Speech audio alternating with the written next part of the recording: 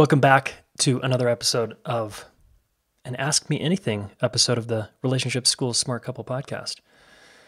What's up, folks? I got a couple questions lined up that really need attention here. And then I want to make a couple comments about human beings, right? I just want to thank everybody for your questions. I haven't been getting as many as I just found out there are.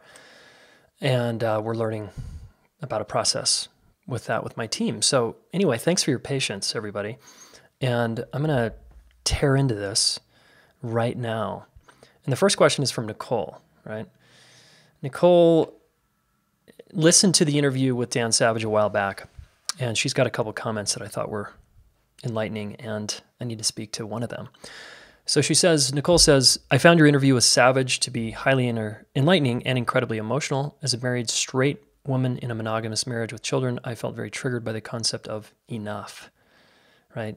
Am I enough? I'm constantly struggling to feel like I am enough of anything, and I feel like your podcast has started to help me feel settled into an idea that monogamy and marriage can provide enough for both partners if it is viewed as a journey and a goal. This interview ripped open some pretty deep and vulnerable wounds surrounding being enough. And you guys feel that way? Like, I'm not enough. Like when am I going to be enough here?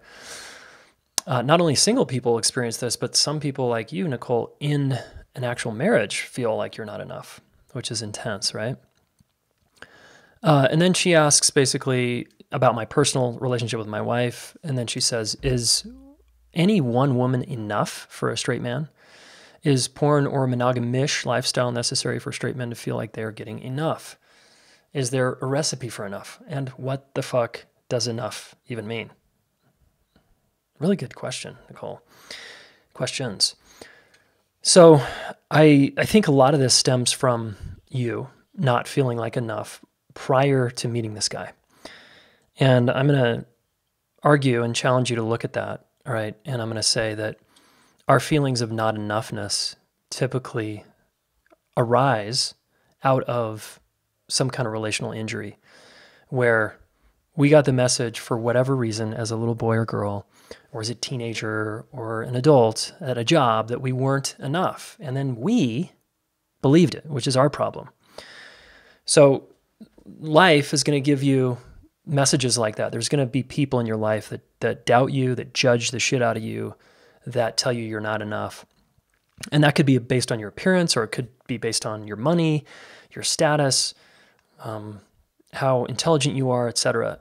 It doesn't really matter. The core message, though, is that you're not enough, right? And it feels terrible, but it's your perception of latching on to that that's the issue. So let's assume that for the rest of your life, you're going to feel criticized at times by people, right? That's a given, I think. So my work then is to learn that I'm enough and to get that in my cells and in my bones so that when those criticisms come my way, I don't allow them to take me out. They might hurt, they might sting, they might be like a little punch in the belly. But overall, I know I'm enough inside of me, right? I'm not going to get into an argument about that with anyone because I know it internally. So your work is to do that work, and we teach that here at the Relationship School, how to feel like you're enough. And it's really powerful work, and it's actually not as hard as you think it would be. It's not about going to a therapist or coach or someone and kind of venting that you don't feel like enough. It's trying to get an actual process and move through it so that you can see where you are enough in your life. And remember, as I've said before, you're always going to feel not enough somewhere in your life. Like when I begin something new, I don't feel like I'm enough. I don't feel good enough. I feel like a beginner, and I feel insecure and incompetent. And that's great. That's fuel for you to start learning how to do something so that you feel competent, capable, and enough. So don't buy into his blanket statements or your projections of him that you're not enough. Get really clear and look at where in your life you are enough and where you feel maybe insecure. And you might think about changing that area of your life, because that's the only thing you can change anyways, yourself. You can't change him. All right. That was Nicole. I wish I could tell where you were from, Nicole, but That's going to have to be it. Okay, I've got another one here.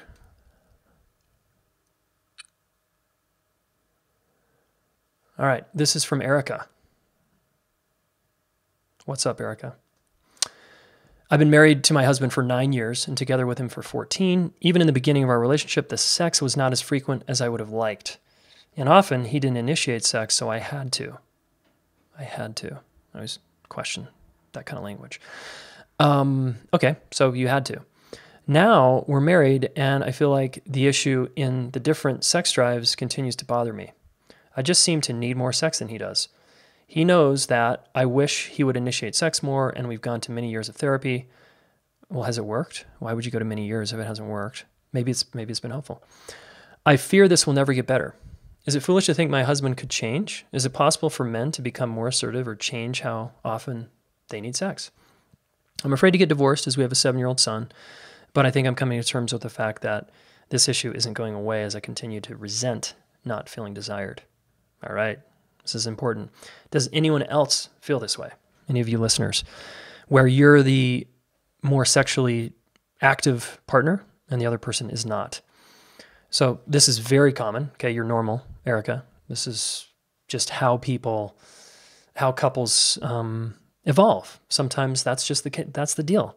Either at the beginning or 20 years later, that someone has maybe a stronger sex drive.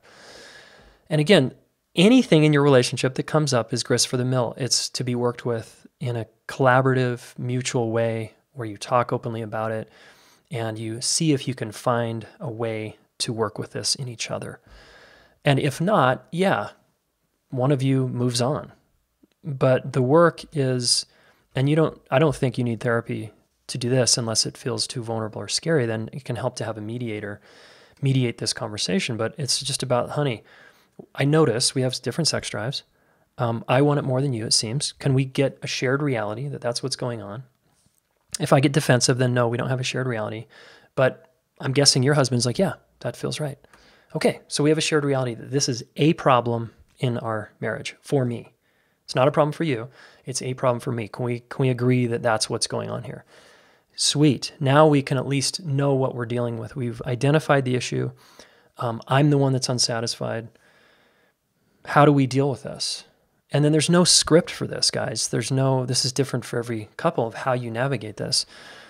As what's the deal? And I really want to encourage all of you around the issue of sex, get out from under everybody's messages about how much sex you should or shouldn't have. It's all bullshit, okay? The only truth is what works for you internally. And you have to also be tracking your avoider or your addiction. If you're a person who likes it a lot, you need to look honestly, like, is this kind of a compulsion of mine? What's going on here? Maybe not. Maybe it's just high sex drive. If you're an avoider, is this fear? Do I just have a lot of fear because of something that happened to me in the past, or because I have performance anxiety? I lose my erection. What's the deal? What am I afraid of here? And then it's this amazing, beautiful co-exploration of your sexuality. That's like, it could be finances. It could be parenting. We're all fighting or arguing or disagreeing about something. So this is it. This is your issue. If this is in the top 3 of your issues in the relationship, deal. You both come to the table and you deal and you talk about it. All right. And then you model to your 7-year-old son how to talk about difficult things and how to work through them. And we're going for win-win. And win-win is, okay, maybe he steps up his game a little bit and learns about what's in the way of his sex drive. Maybe he feels really flattened at work and he doesn't have a lot of sexual energy moving through because he's eating really poorly, or there could be so many other factors to low testosterone. Maybe he has low testosterone, maybe he doesn't. But if I'm him, I would want to do all of that work to find out what is going on with my lack of desire to have sex with my wife. What's going on? And then you have your work to do, whatever that is, of how would I be with, what's my minimum? Is it once a month? Is it just spontaneously? Or is it actually what I really need isn't sex? I just need to feel cared about. I need to feel seen and loved and accepted and supported and considered. That's what I need. So you guys have to both do this exploring together. All right, Erica? Okay. Cool. I'm going to pause there because I'm trying to keep these episodes a little shorter, digestible, but we'll keep these coming. All right. I love your questions. I've got a backlog. I've got quite the backlog, and it's really valuable. Your questions are always helpful if they're just short and sweet. Some of you send really long messages, which is totally cool. Just know that it's easier for my team and me to digest them if they're a little shorter. They're more likely to get attention. You know what I'm saying? Thanks, everybody, for hanging out with us. Those 2 questions were invaluable from listeners, just like you. So submit your questions. Just make sure that you put in the subject line podcast question if you want your question to get on the list. And then we'll slowly chip away at these, okay? Really appreciate your listening ears. Go to the Smart Couple Facebook group and hang out with us there. Our relationship coaches are in there to help you. It's all free.